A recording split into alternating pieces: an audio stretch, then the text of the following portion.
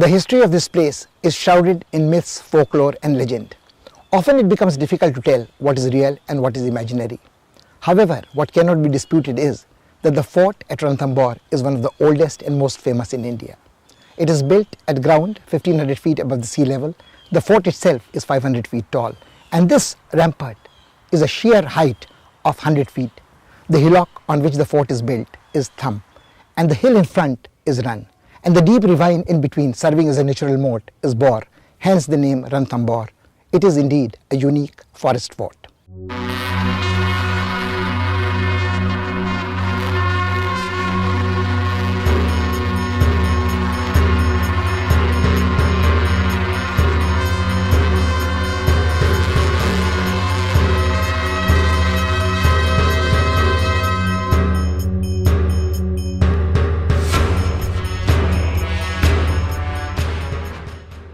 Ranthambore, 13 kilometers away from Sawai Madhopur in Rajasthan, is an unusual forest fort surrounded by a dense forest.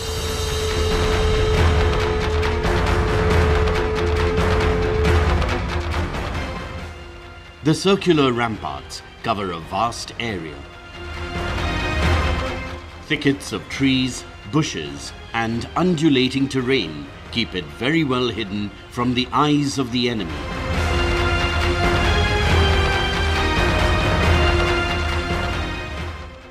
Names of great heroic Rajput warriors like Rana Sanga, Rana Kumbha, and Hamir Dev are associated with this citadel.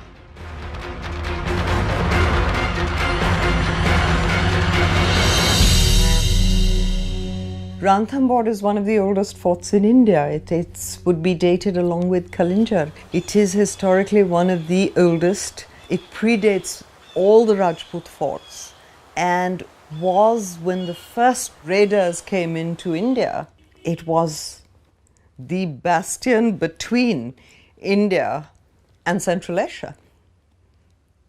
It was an enormous fort and held its ground to protect the plains of India from the deserts.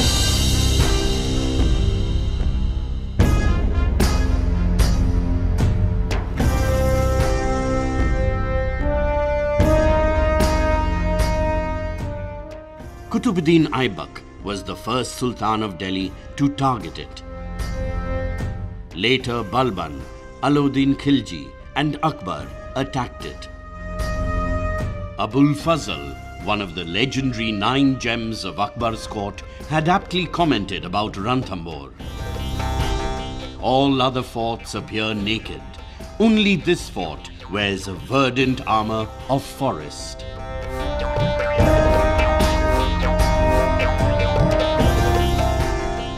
The ballad Hamir Dev Raso sings praise for this fort that held its head high, proudly, for many centuries.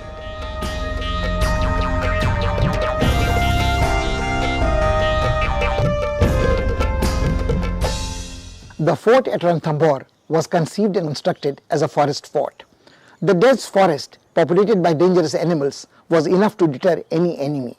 But those who dwelt within the ramparts felt that they too were children of forest like the animals and lived harmoniously with them. Today, the sanctuary at Ranthambore is world famous. Those who come to visit the sanctuary do not go back unless they have visited the fort also.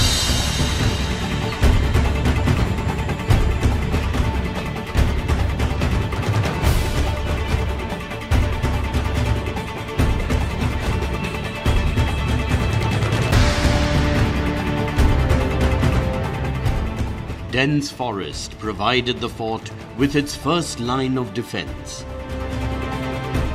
Then the steep rock confronted the invaders as an almost insurmountable obstacle. Shooting straight up from the deep ravines, the rock is over 200 meters high.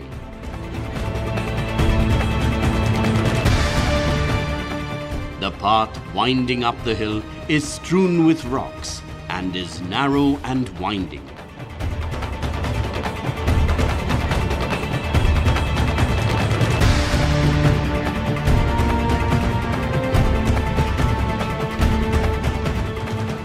Ranthambore Fort is one example where one can see how the man-made structures are limited and respond to the natural environment. It relates to the entire terrain, the forest areas that are there. So in fact, this sparseness in built structures and not a domination of the same sort of blends very well with the environment, both climatically, ecologically, as well as aesthetically.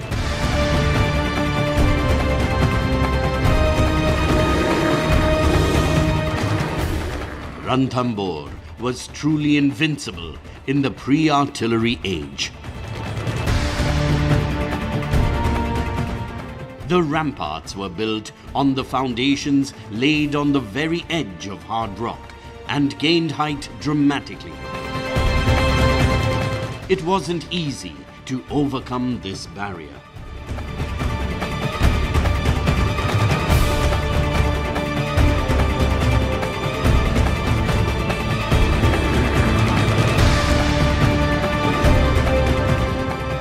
पहाड़ियों को मिलकर ऊपर बनाने में एक कठिनाई सबसे बड़ी थी कि पत्थर को ले जाना पड़ता है, बड़े बड़े आर्टिसन को ले जाना होता, पानी ले जाना, जो भी मिडलिंग मटेरियल सब ले जाना। लेकिन सामरिक दृष्टि से पहाड़ की ऊंचाई से वो ज़्यादा कंट्रोल कर सकते थे। दुर्ग के दरवाजे, एक दरवाजे से डिफेंस पे सेकंड लाइन ऑफ डिफेंस, तीसरे लाइन ऑफ डिफेंस, उसके ऊपर आते थे और उसके अंदर ये पहाड़ी जो जंगल के पेड़, जीव जंतु हैं, उसमें घुसना आसान काम नहीं था।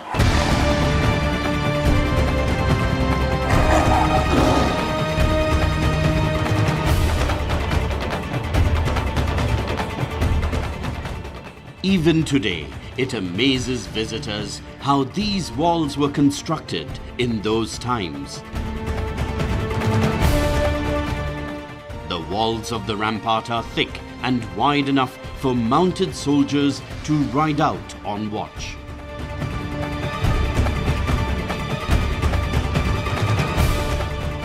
The best defense for the fort at Ranthambore was provided by Mother Nature herself. This was the dense forest surrounding it. But that was not all. The invader, if he somehow crossed this forest, was confronted with 4 difficult passes and 84 deep ravines, which served as natural moats. And if he somehow crossed these, he was confronted yet with man-made barriers. There are massive gates like this with spikes to deter elephants attacking the fort. There were also underground passages and sharp turns at every step. The fort was virtually impregnable, invincible.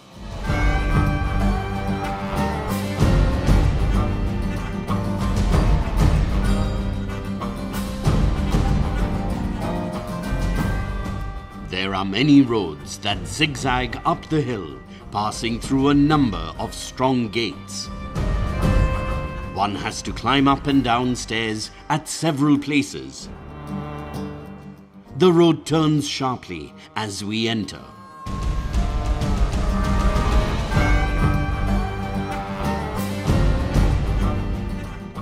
A tower with a platform protects this entrance from where the sentries could scan the horizon.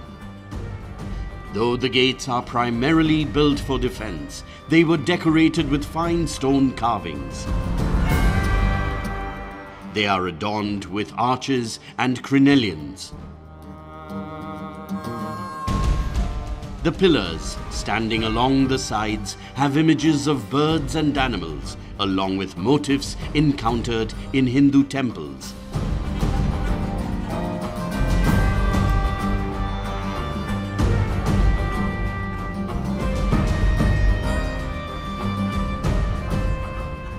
This fort, with its ramparts and gates built following the canons of Hindu Vastu Shastra, is considered the best example of pre-Islamic Rajput architecture in India. Ranthambore Fort has elements.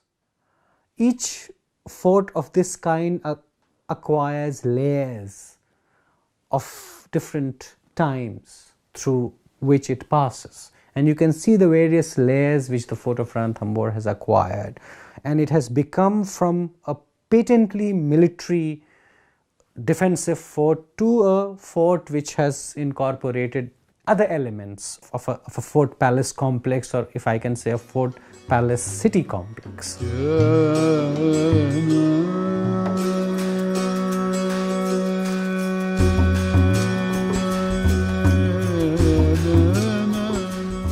Hamir Mahal is the finest example of pre-Islamic Rajput architecture in India.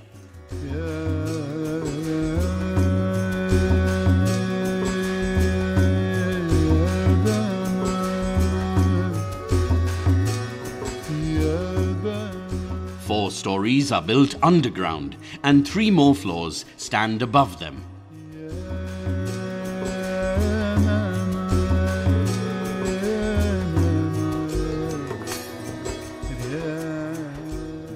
Red sandstone brought from Karoli was used here. Tunneled corridors and beautiful verandas are its characteristic features.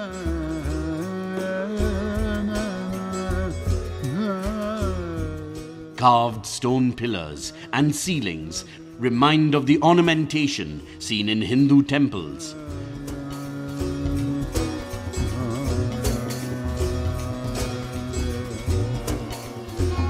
Hamir Mahal has been decorated simply but tastefully. The simple elegance of Hamir Mahal leaves a deep, moving impact on the visitors.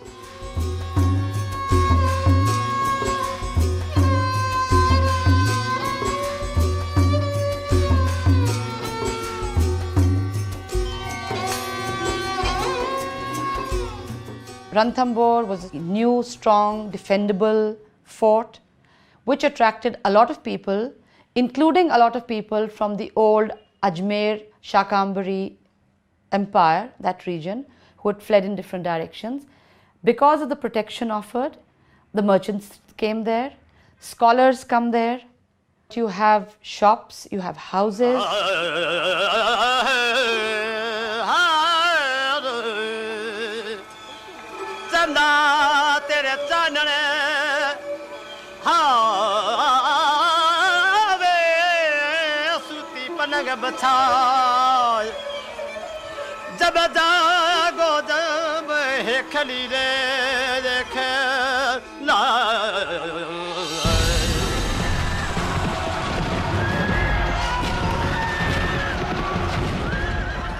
In 1293, Alauddin Khilji sent Ulugh Beg to capture Ranthambore.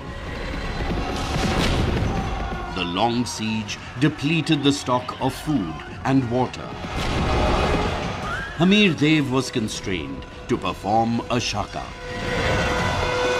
According to bards who served as court chroniclers, a traitor facilitated the entry of enemy forces.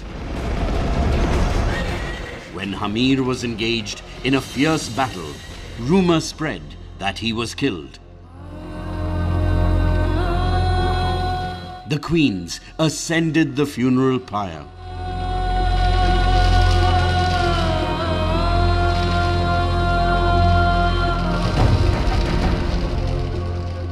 Hamir returned after repelling the attack to see all he loved reduced to cinders. Heartbroken, he ended his life by beheading himself in the Shiva temple. The traitor Rana Mal continues to be hated and reviled till date. A grotesquely large head in his likeness is kept by the entrance where many pelt it with stones even to this day.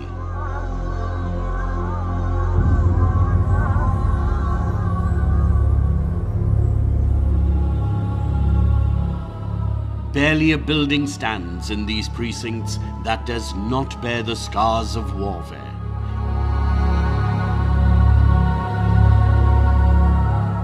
Many have been totally destroyed. Scenes of brutal devastation greet us everywhere.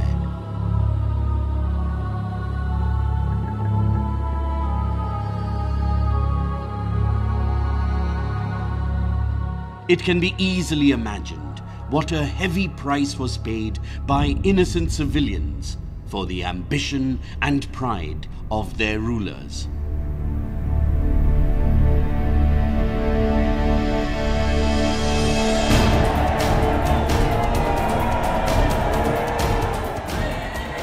In 1516, Mahmud Khilji, the Sultan of Malwa, occupied Ranthambore. but Rana Sanga soon reclaimed it. Later he attacked Gujarat and vanquished the Sultan of Mandu. The tussle of Rana Sanga with Babur, the founder of the Mughal Empire, continued like a seesaw.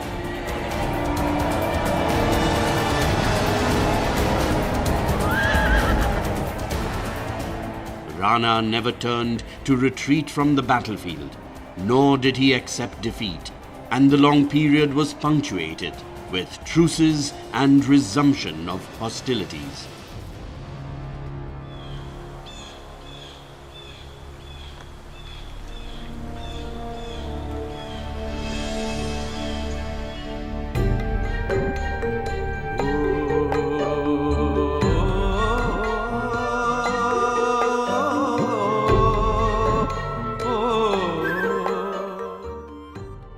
Badal Mahal, literally meaning the Cloud Palace, seems aptly named as it affords a panoramic view of the sanctuary spread out at the foot of the hill.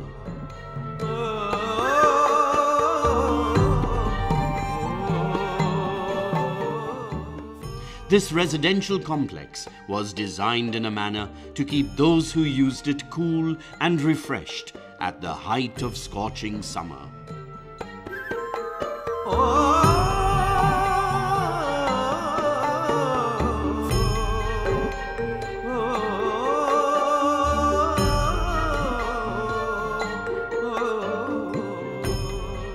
Some historians have opined that those who dwelt here lived a hard life, facing sudden death at every step.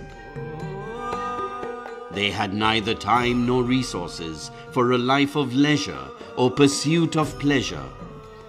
That's the reason why Badal Mahal has minimal decorations.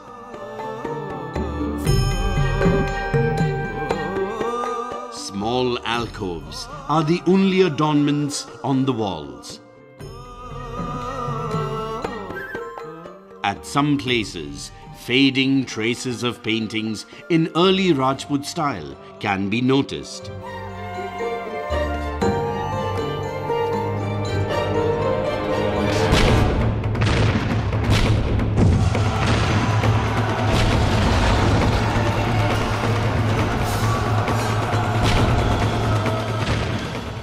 Akbar attacked Ranthambore in February 1569.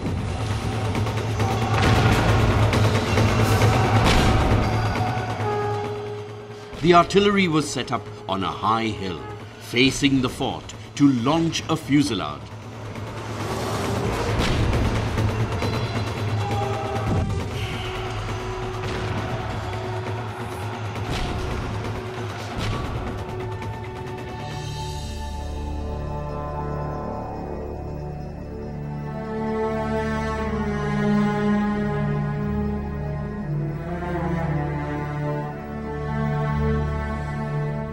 Whenever the control over this fort was contested and a battle was fought, people suffered greatly. There was the loss of life and the buildings were damaged. Wherever you look around, you see ruins of pavilions and palaces. There are temples here within these precincts, Hindu and Jain, as well as dargahs of Sufi saints. People throng in their hundreds even today to pay homage to these.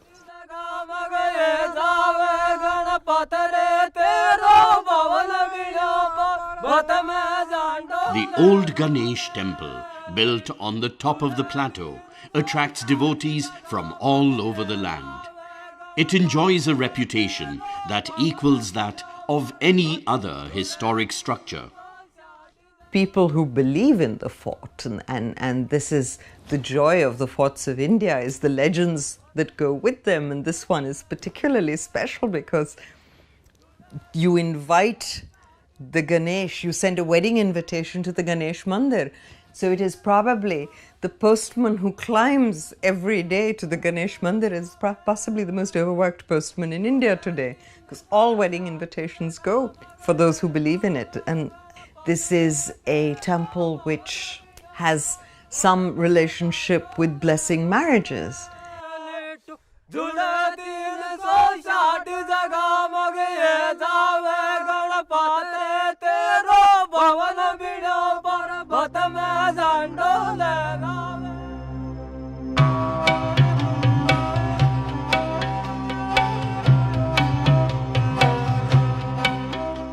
The ancient Jain temple has a huge gallery of beautiful statues of Tirthankars.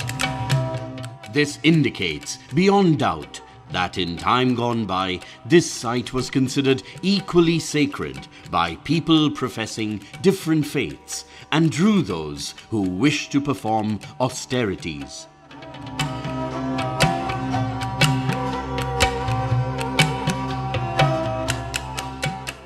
Because there are not too many structures, so it has a very loose planning, so you don't really need to go in a structured way and experience palaces like you do in other forts. It's a very organic kind of setting, so you just enter there and you can sort of explore.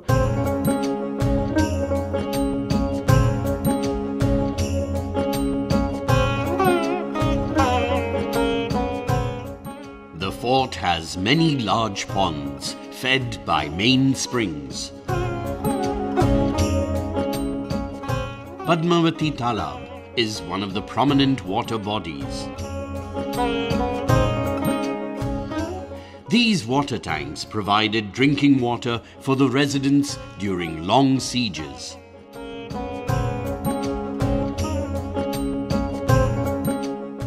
Some buildings on their banks were designed as pleasure pavilions.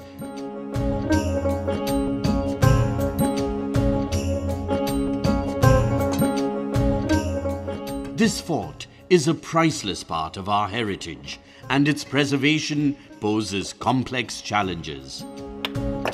The conservation challenges come from its scale as a whole. Also, in terms of structures, I guess one would look at restoring whatever is there. And one of the most important aspects of conservation would be interpretation. And another important conservation challenge would be its natural conservation, which is already there in the surroundings in the forest area. So also looking at the flora and the fauna within the fort. This grand canopy was built by Hamir Rai in memory of his father. It has 32 pillars to indicate that he ruled for as many years. The memorial dedicated to Rana Jai Singh reminds us more of his son, Hamir Dev, standing as a testimony in stone to his valor and love of arts.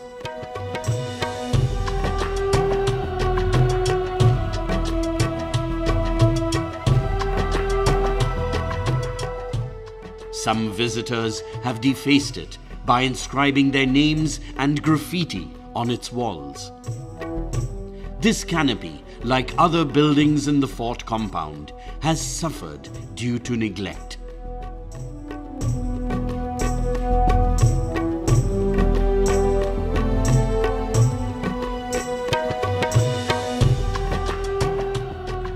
The Grand Fort, sprawling out and merging with surrounding forest, speaks volumes of the grit and determination of those who built it.